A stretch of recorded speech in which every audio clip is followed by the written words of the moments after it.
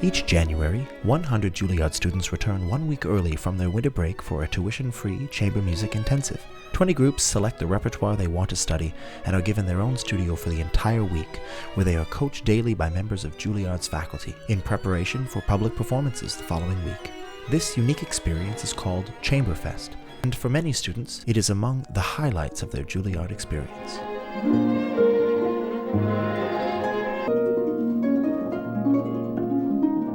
It's a festival that occurs with only the pleasure. It's a festival that occurs because the kids want to do it. It's on their off time. So the motivation is unbelievably high. I think it's wonderful to be able to just live and breathe a piece for that week and do nothing else. The improvement and the quality of the performances in a very short span of time, putting really difficult pieces together, is nothing short of really astonishing. I keep coming back to it because it's such a great opportunity for students to work on pieces that they've always wanted to, but we're all juggling really busy lives right now, so it's hard for us to come together and work on pieces we feel strongly about. I got asked by a few people, and at first I was like, no, I'm not going to do it, And then I got asked to do some really interesting stuff that I realized I might not get the opportunity to do that in the future. So why not do it now?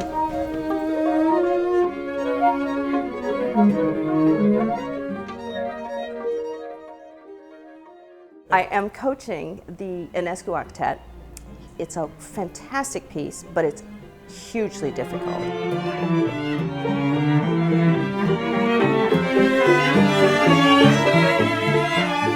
The opening theme is actually a complete unison with just one of the 7 just playing a drone. And we're playing this long theme that just has all these leaps and intonation. It's going to be crazy.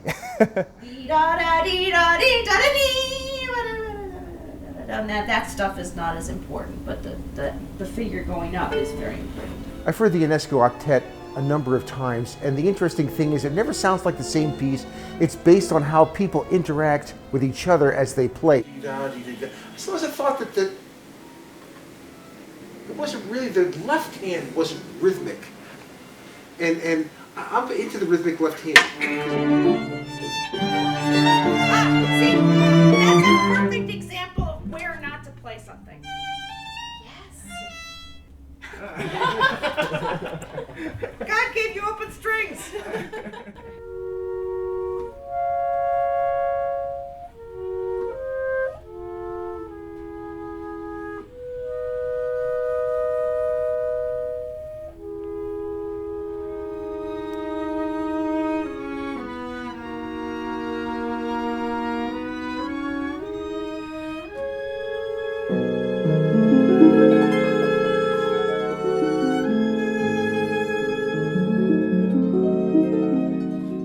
Well, the Ravel is a wonderful piece. It's written, I think, in 1905, and it's an early piece for the harp, which is just now coming into prominence as a solo instrument, and the invention of the harp itself in its final version had really recently just happened. I think it could even be slower at the beginning, and then that one be more of a tempo, more of, warmed up. I think that, in a larger group or any chamber group, it doesn't really matter what your role is so much, but it's kind of all about leading together.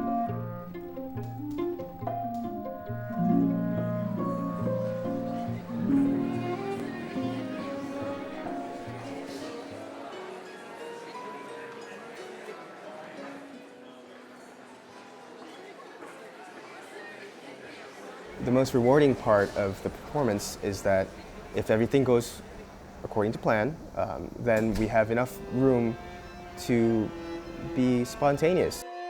Most people don't know the piece, and I think it's a fantastic piece, and I'm very excited about this week's performance.